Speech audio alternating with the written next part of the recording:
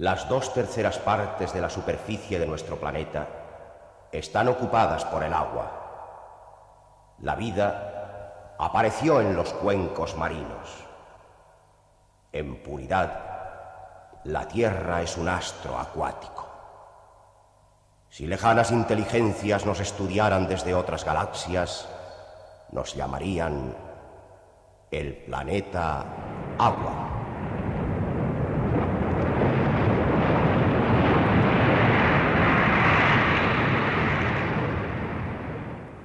El planeta Agua.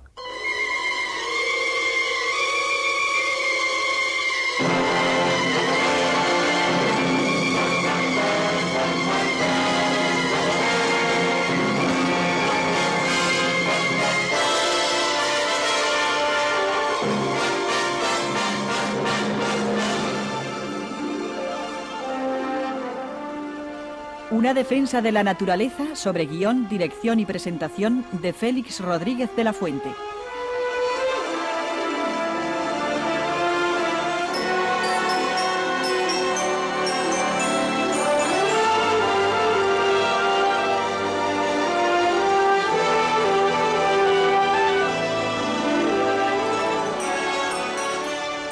Realización: Herminio Verdú.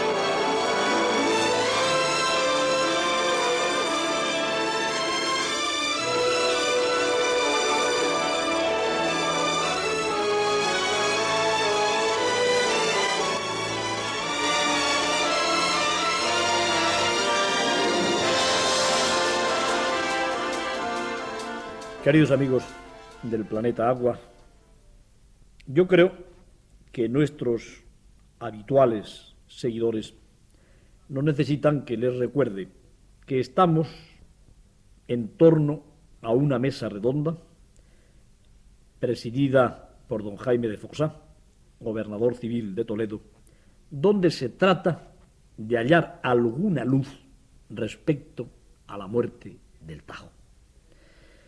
Los que conectan hoy por primera vez nuestro programa se enterarán enseguida de que dentro de la temática de protección de la naturaleza nos ocupamos de uno de los casos más graves, más representativos y más llamativos de la destrucción del medio por el hombre. Me refiero evidentemente a la muerte del Tajo.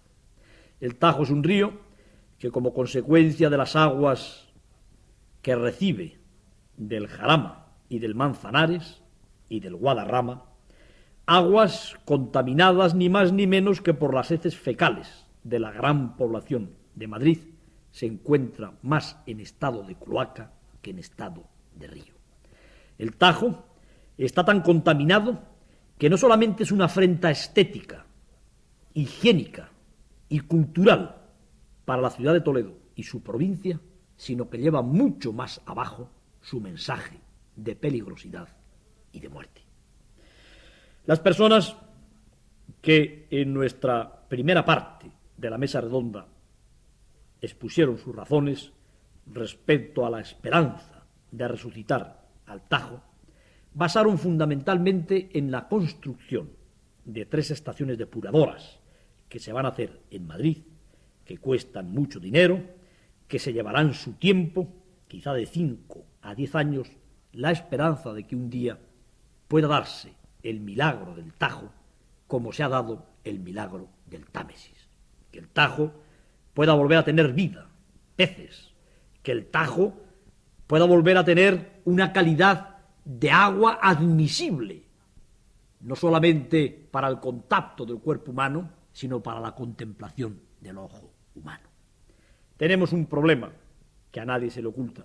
Habrá que esperar unos años hasta que se termine la puesta a punto de las estaciones depuradoras para que el río Tajo vuelva a ser un río vivo.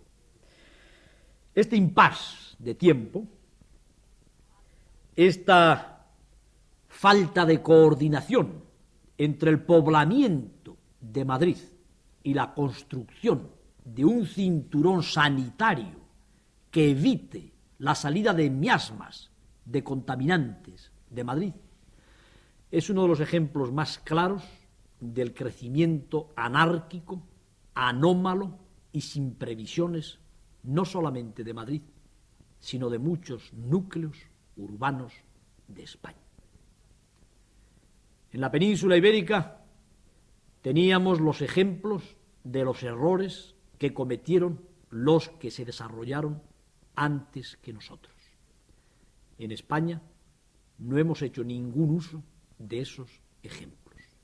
En España, el refrán en un país y en un lenguaje tan rico en refranes como el castellano, de que cuando las barbas de tu vecino veas pelar, pon las tuyas a remojar, no ha servido para nada. Mientras los ingleses saneaban su Támesis, nosotros hemos matado al Tajo.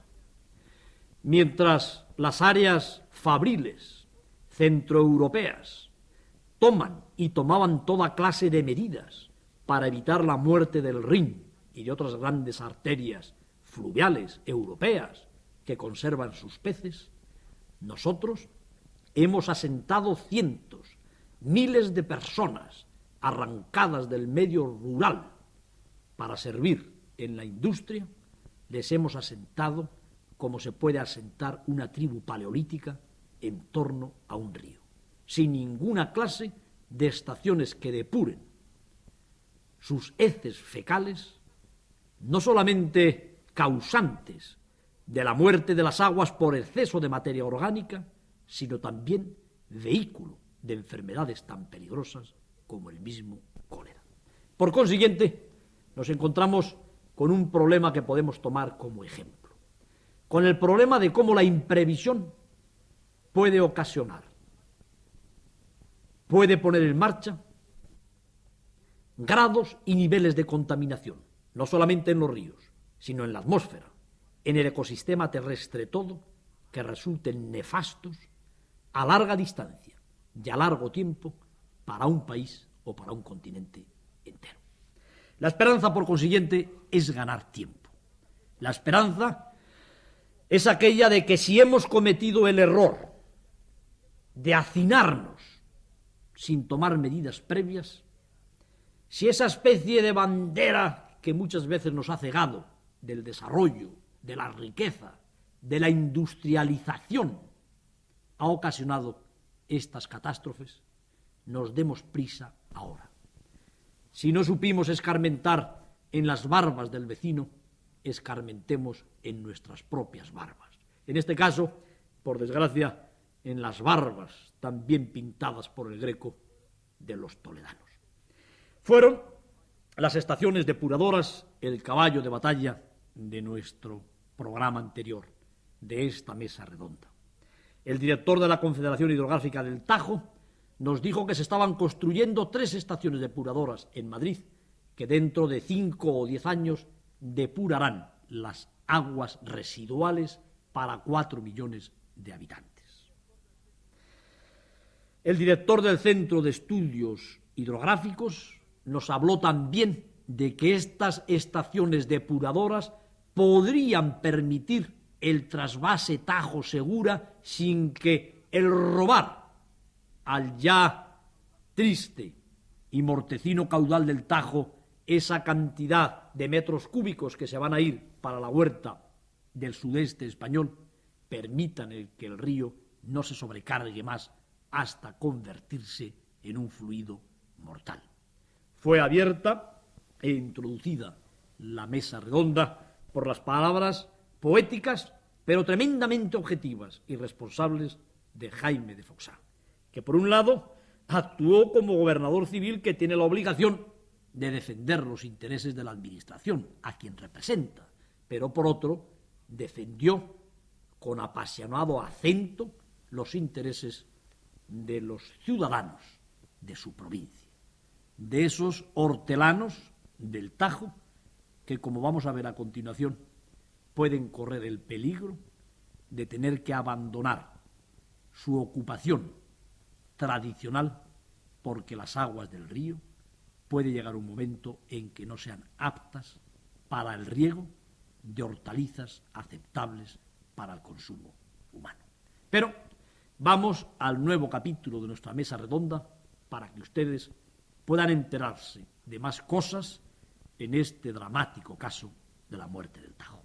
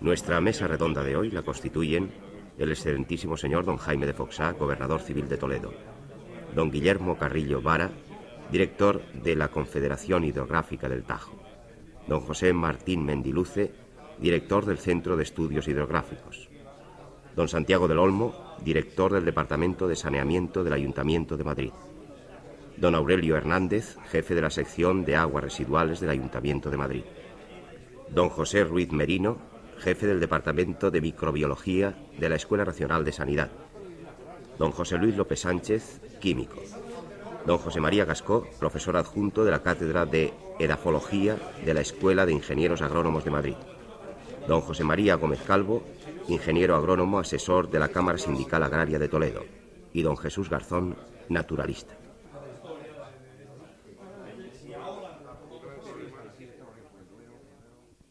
Bien, hay un tema que se ha dicho, y como los seguidores de nuestro programa son los hombres de la calle, que son los que de alguna manera pagan también esos millones que van a costar las depuradoras, a mí me gustaría que don Aurelio Hernández pues les explicara en un idioma accesible para ellos qué es la depuración primaria y la biológica, con objeto de que el que se va a bañar en Toledo sepa también si puede tener la esperanza algún día, incluso muy abajo, de volver a beber las aguas del Tajo, o hasta qué punto estas depuraciones garantizan una inmunidad por parte del hombre que utiliza las aguas. De acuerdo, el hombre, como sabemos, dentro de su actividad tanto urbana como industrial, crea esta contaminación que pone en peligro, digamos, su medio ambiente. El hombre, por supuesto, no puede dominar la naturaleza, pero lo que sí puede hacer el hombre es controlar al menos, digamos, su parcela de medio ambiente que le rodea. La técnica de la depuración de las aguas no es una técnica, digamos, muy actual, es una técnica fácil a niveles, digamos, de contaminación orgánica y que paulatinamente, a medida que va surgiendo la industrialización, van surgiendo nuevas dificultades. A efectos de definir los distintos tipos de tratamiento, normalmente se utiliza el tratamiento primario, el tratamiento secundario, el tratamiento terciario. El tratamiento primario va encaminado a reducir la contaminación, digamos, de tipo física gruesa. Es decir, nosotros en los vertidos añadimos papeles, trapos sólidos, verduras, etcétera, que se incorporan a las corrientes de agua y que es preciso retirarlas de ellas. Es preciso retirarlas de ellas primero por el aspecto físico superior de los sólidos flotantes y después porque en la parte de fondo de los cauces se forman unas capas donde no es posible el acceso del oxígeno y empiezan unas fermentaciones anaerobias con las características de todos conocidos de desprendimiento de olores fuertes, principalmente sulfuroso, sulfídrico y metano, invalidando, por supuesto, pues, toda acción o toda utilización del cauce en esos márgenes. La depuración física, o sea, consiste simplemente en unas rejillas que retienen todos los elementos gruesos más importantes, seguido de una decantación en el cual las aguas están retenidas durante cierto periodo de tiempo y se reducen, digamos, este contenido de sólidos que producen, además de los elementos gruesos, una fuerte turbidez. Con este proceso de tratamiento nosotros logramos una reducción aproximadamente de los sólidos en suspensión que llevan las aguas del orden del 60%. Y en relación a la contaminación orgánica, es decir, a la DBO, logramos una reducción del 35%.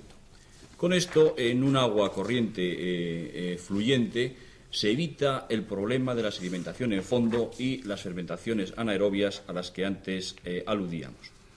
El agua, por supuesto, sigue cargada con un contenido alto de materia orgánica que consume una gran cantidad de oxígeno de las aguas y sigue, por supuesto, arrastrando infinidad de gérmenes y de microorganismos. Pasamos en un paso más, un escalón más, al tratamiento secundario, en el cual se pueden definir dos tipos de tratamiento. Son normalmente en las aguas orgánicas de tipo municipal, y nosotros pretendemos defenderlo, es ir siempre al tratamiento biológico, que es más económico dentro de la explotación.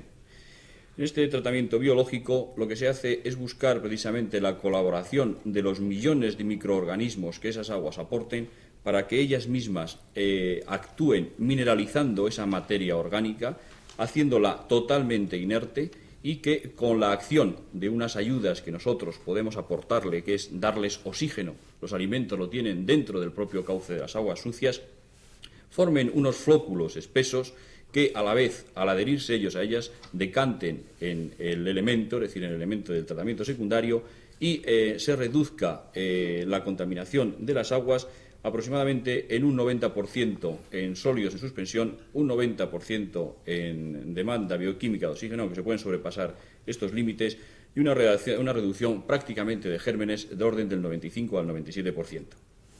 Cuando las aguas están ya en un tratamiento, digamos, secundario, son aguas claras, son perfectamente útiles para uso, digamos, agrícola, incluso para baños, salvo en lo que se refiere a la acción bactericida, que comentaremos al final, acción bacteriológica, de gérmenes que quedan permanentes aún en las aguas, y es el nivel, digamos, para referirnos concretamente, ya que se observa mucho en películas y en prensa, el nivel alcanzado en el río Támesis. Es decir, este nivel es el que nosotros deseamos conseguir rápidamente dentro de la depuración de las aguas de Madrid.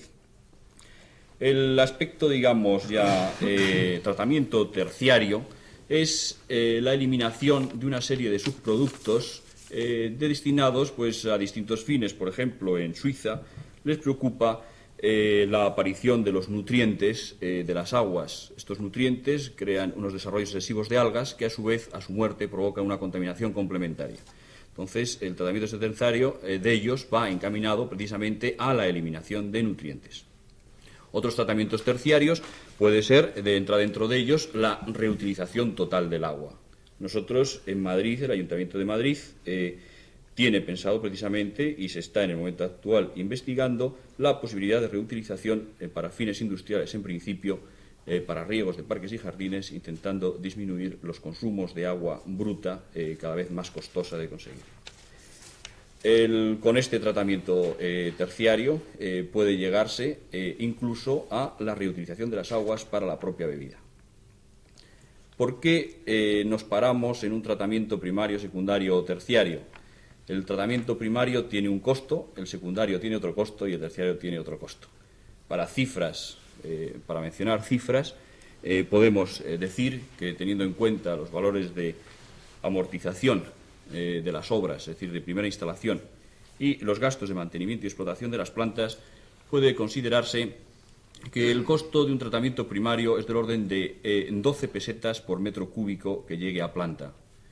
El tratamiento secundario llega a 33 pesetas metro cúbico y los tratamientos terciarios pueden llegar hasta 56 pesetas metro cúbico. Esto da una idea de la importancia que tiene esto, comparando, como se ha dicho al principio, que las aguas que llegan a Madrid en el momento actual son del orden de 1.200.000 metros cúbicos. Es decir, que multiplicando por 33 pesetas el tratamiento biológico equivale a que el costo, digamos, sería del orden de 33 millones pesetas día. Esto da importancia del aspecto económico que tiene la depuración de las aguas residuales. El último aspecto, digamos, a considerar dentro del tratamiento de las aguas residuales es el aspecto sanitario. Es decir, el agua es la vía de transporte, como hemos dicho, de millones de microorganismos, dentro de los cuales están los microorganismos útiles que nosotros utilizamos en los procesos de depuración y otros microorganismos, digamos, los indeseables, que son los que dan origen a todas las enfermedades de tipo hídrico que mi amigo el señor Luis Merino comentará, creo, un poco más adelante. En el aspecto sanitario se pueden ejercer, por supuesto, en la depuración acciones. Es decir, podemos utilizar al final del tratamiento dispositivos de cloración o cualquier tipo que inhiba o destruya precisamente estos gérmenes molestos y nocivos. Realmente el costo para estos tratamientos, digamos, dentro del tratamiento terciario de acción contra los gérmenes en unas aguas que van a discurrir en los ríos no tiene significado. No tiene significado porque los precios son elevadísimos en consumo de estos elementos y, segundo, que prácticamente estos gérmenes, su vida de permanencia dentro de los cauces no son muy significativos dependiendo de los usos. Es muy importante, por supuesto, cuando los usos es el abastecimiento, pero en los abastecimientos es donde siempre existe este tratamiento que inmuniza contra la posible aparición de enfermedades de origen hídrico en los usuarios de ese agua. Y por último, pues quiero decir que dentro de lo que hablábamos antes de que la industrialización está forzando a encarecer los gastos de la depuración por una serie de elementos, sobre todo de tipo químico, que inhiben precisamente ese trabajo de esos millones de microorganismos. El Ayuntamiento de Madrid tiene en estudio un reglamento en el que va a impedir o va a forzar a que los industriales traten sus aguas con los tratamientos químicos adecuados para evitar precisamente la incorporación de elementos indeseables que puedan inhibir el proceso biológico. De esta forma, digamos, a nivel de Comunidad de Madrid, se puede conseguir una explotación de estas plantas con un mínimo, con un coste inferior al que obligaría el tratar la totalidad de las aguas industriales y domésticas. En el momento actual podemos decir que el estado de los vertidos, es decir, el problema como preocupación municipal mayor, se puede concentrar en la eliminación de los vertidos de tipo industrial que puedan perturbar el funcionamiento de nuestras depuradoras de tipo biológico. Nos preocupa grandemente los detergentes. Según la ley del Ministerio de Industria, los detergentes deben ser todos biodegradables. Realmente creemos en muchas industrias se están utilizando detergentes no tan biodegradables como debieran serlo y dan origen precisamente a estas espumas que todos hemos contemplado en todas las fotografías del Tajo Manzanares.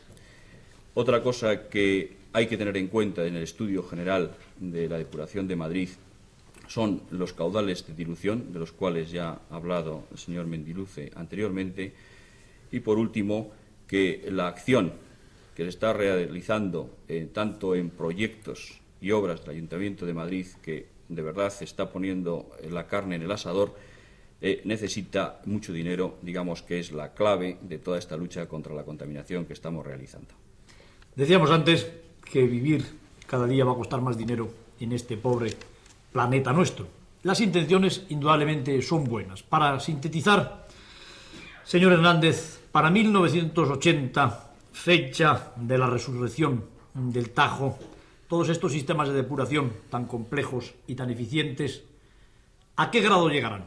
¿Permitirán, como decíamos, volviendo al tópico, bañarse en Toledo o incluso podrán tomarse aguas de ese río con subsiguientes depuraciones para potabilizarlas y para beberlas? Yo, sinceramente, en el año 80 no me bañaría en el Tajo. Creo que en el año 80, según ha dicho el director de la Confederación Hidrográfica del Tajo, se tratarán todas las aguas en tratamiento primario y solamente un 25% en tratamiento biológico. Yo creo que conviene esperar a que tengamos otro 75% de tratamiento biológico. ¿Cuántos años? La acción, tal como está prevista en el momento actual, creo que es del orden de unos 6 años más, es decir, que puede estar hacia el año 85 o 86. Esperemos que Dios nos dé salud para poder bañarnos entonces en Toledo con toda la ceremonia. Yo no me bañaré entonces, pero no será por la contaminación, sino por la edad. Esperemos que podamos bañarnos juntos, querido gobernador.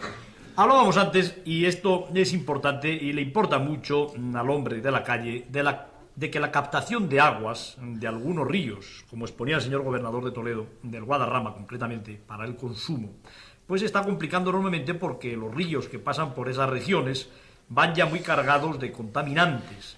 Y yo creo que ahora el doctor Ruiz Merino, mi ilustre colega, jefe del Departamento de Microbiología de la Escuela Nacional de Sanidad, nos podría contar algunas cosas, sintetizándolas, que tranquilizaran o que alarmaran al hombre de la calle, porque tampoco yo me atrevo a decir nunca que las víboras cuando muerden no matan a uno. Así que cuéntenos algo del agua, si es víbora o serpiente mansa, serpiente de cristal, indudablemente. Desde un punto de vista sanitario, es evidente que nosotros sentimos una gran preocupación porque se viertan en los ríos aguas residuales sin depurar.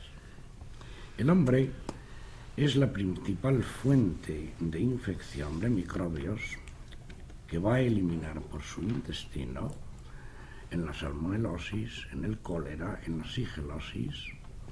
Y estos gérmenes que a través de las heces van a ir directamente a los ríos o directamente a instalaciones de depuración con no una capacidad suficiente de depuración, suponen un peligro evidente para la salud. Es quizá una de las grandes preocupaciones sanitarias, las que sentimos en este momento, el vertido de residuales a los ríos, la falta de instalaciones de depuración, no ya a nivel de Madrid, sino a nivel totalmente nacional. Es así que desde el año 1971, donde nosotros tuvimos un fuerte brote de cólera, tenemos un sistema de radar, de muestreo de todos los ríos españoles, precisamente en una búsqueda diaria de la posible presencia de vibriones que nos van a detectar en todo momento con la antelación suficiente un preestado epidémico. Como es natural, Madrid, que es el ombligo de España y que sería la representación más genuina de toda la población española, a tenor de esa masa flotante de individuos de todas las provincias, es objeto de un control diario permanente. En algunas ocasiones, a través de las amabilidades de mi amigo Aurelio, hemos muestreado sistemáticamente las estaciones depuradoras de Viveros, El Pardo, La China, tanto a la entrada como a la salida. Ahora, lo que estamos haciendo ya de 2 años a esta parte es muestrear diariamente el Manzanares, el Jarama. Semanalmente muestreamos el Tajo a nivel de Aranjuez y a nivel de Toledo. No nos preocupa, en realidad, las cifras de población microbiana, porque estudiar la dinámica del crecimiento microbiano en un río es un problema sumamente difícil y tenemos que tener en cuenta una serie de constantes y una serie de factores enormemente variables. Y no vamos a decir cifras concretas en millones de polución, pues porque no tienen significado. Para nosotros lo importante es que en el río no vayan gérmenes patógenos, productores de enfermedad. Este es el problema clave de la cuestión. Puede darse el caso de un río con una enorme contaminación microbiana, pero ser flora totalmente autotrofa o heterotrofa, y entonces no tiene peligro absolutamente ninguno para la salud. Pero sin embargo, en un río, en un momento determinado va vibrión colérico, o en un momento determinado va una gran contaminación por salmonelas, este es un río evidentemente peligroso. En la epidemia del año 71, nosotros detectamos cómo el cólera recorría una velocidad diaria de 40 kilómetros por día en el Jalón. De modo que es necesario tener entonces en cuenta que no debe verterse aguas residuales en los ríos porque existe siempre un riesgo potencial para la salud. No quería yo teñir o recargar tanto las tintas de la contaminación con el fin de que no pudiera suponer esto alarma para nadie, porque yo sí me bañaría mañana mismo en el Tajo. Es necesario que ustedes tengan en cuenta que un río, desde el punto de vista del baño, es peligroso cuando se ven las partículas fecales en grandes cantidades y en grandes trozos, macroscópicamente. En estas condiciones, el río puede ser peligroso para el bañista. Si en cualquier río donde no vemos materias fecales en partículas macroscópicas grandes, podemos bañarnos tranquilamente porque nosotros no vamos a contraer ninguna enfermedad. Pero ese agua de un río contaminado, microscópicamente invisible, que va a contaminar sistemáticamente todos los pozos situados a la ribera, la bebida de ese agua supone efectivamente un peligro para contraer inmediatamente cualquier enfermedad de tipo infeccioso. De modo que el peligro evidente está en la bebida de estas aguas, donde el fenómeno de filtración, de depuración de la capa freática no se hizo en condiciones y se toma entonces un agua evidentemente contaminada. Segunda fuente de peligro, y esto es muy importante, no deberían permitirse el riego de hortalizas con aguas residuales no debidamente depuradas. La transmisión de enfermedades infecciosas a través de hortalizas, lechugas, espinacas, tomates, es un hecho evidente, y entonces nosotros podríamos decir con toda tranquilidad que en el año 71, donde el brote de cólera se declaró en el Ebro, en el río Jalón, en Zaragoza, no quiere decir que ahí empezara el cólera, sino que se detectó primeramente. Los estudios posteriores que nosotros hemos realizado nos demuestran perfectamente que el cólera, el origen en el año 71 fue Valencia, y la transmisión de los casos de cólera a Barcelona fueron sencillamente por las verduras de la huerta valenciana. De modo que es necesario tener en cuenta, estas verduras estaban perfectamente regadas en una serie de acequias de aguas de residuales con una gran cantidad enorme de materia fecal. Esto sí es peligroso. Entonces, yo resumiría que no es posible, no se debe arrojar a los ríos aguas residuales no depuradas, que es un problema terrible de costo económico y que no cabe la menor duda que el vivir mucho mejor nos va a costar mucho más dinero. Esto es, en líneas generales, lo que se me ocurre decir. Centrando el tema, problema de aguas. Doctor Ruiz Merino, las aguas del Tajo, tal como están hoy, no en ese año 1980, que hemos prorrogado 6 años más, ¿sirven para regar hortalizas o no? No. ¿Pero con las aguas del Tajo se riegan hortalizas o no se riegan? Sí. No.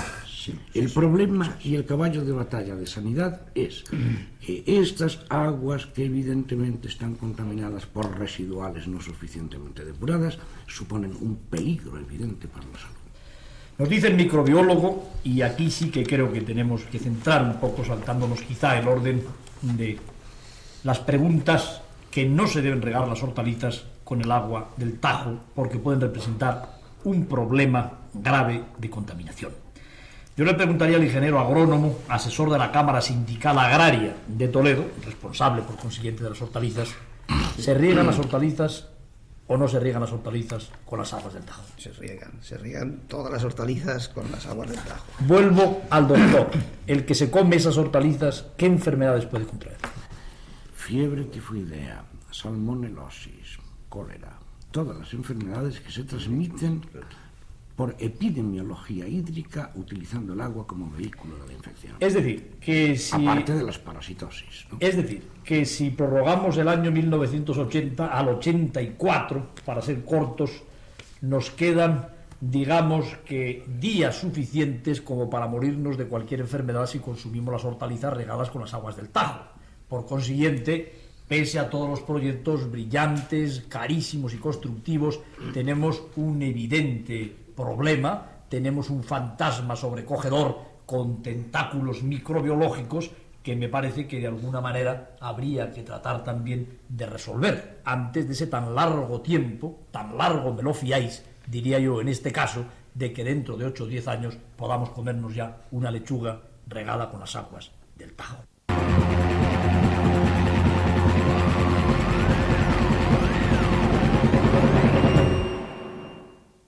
Mi brillante colega, el doctor Ruiz Merino,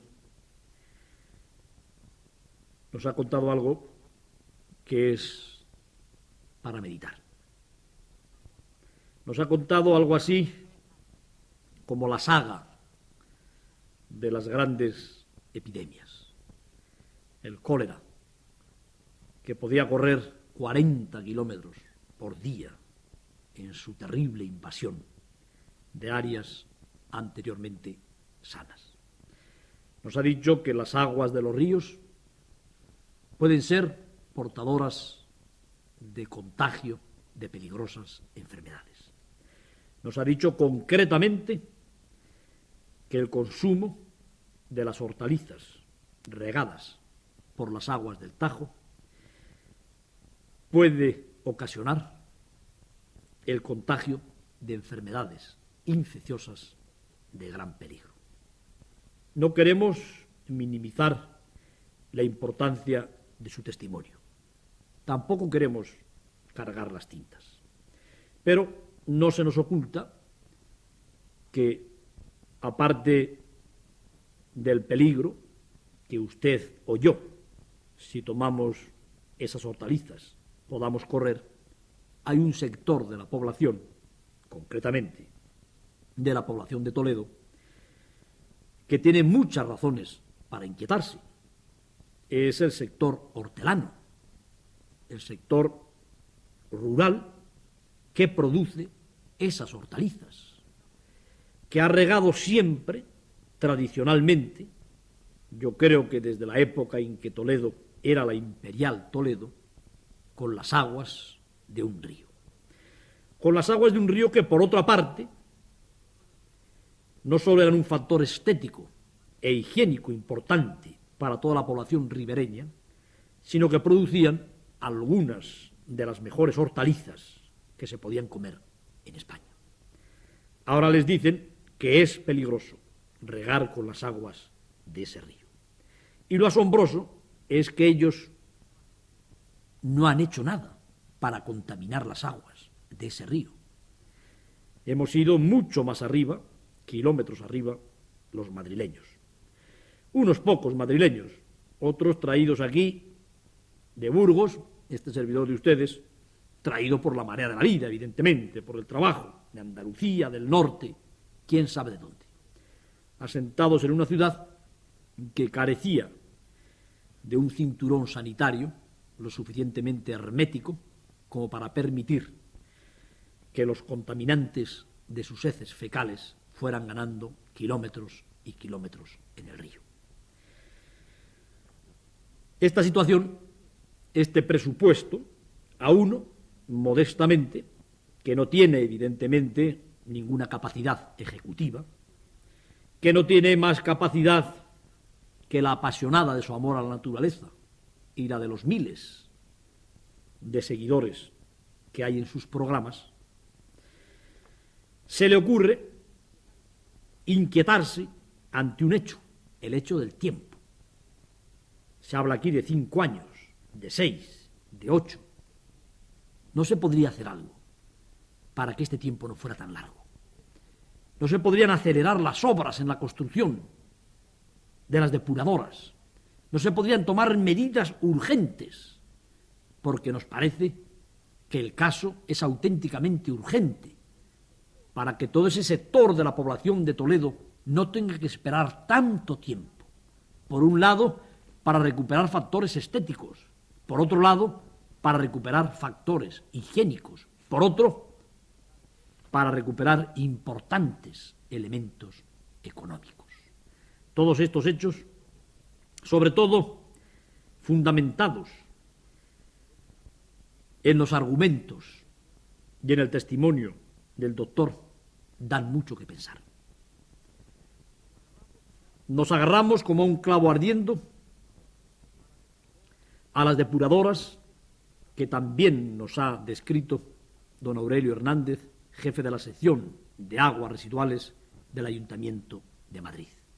Lo único que se nos ocurre es que todos estaríamos mucho más contentos, todos nos quedaríamos mucho menos tristes al terminar la audición de esta mesa redonda si supiéramos que el tiempo no iba a ser tanto, si supiéramos que de alguna manera se iban a acelerar las obras a título urgente, como hicieron los ingleses con su Támesis, para resucitar al Tajo.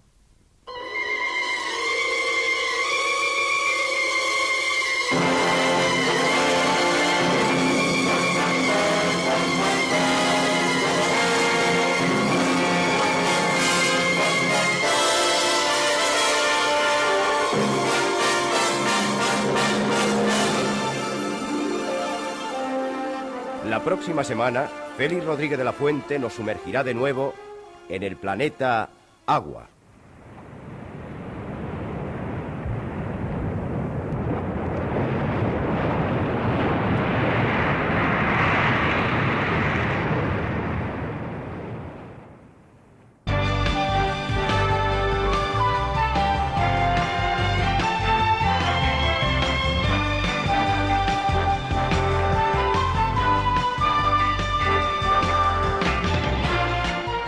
Registro de sonido y control, José Soria.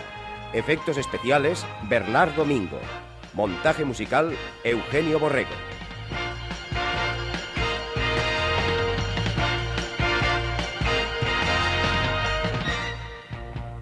Secretario científico, Francisco Ortiz de la Torre.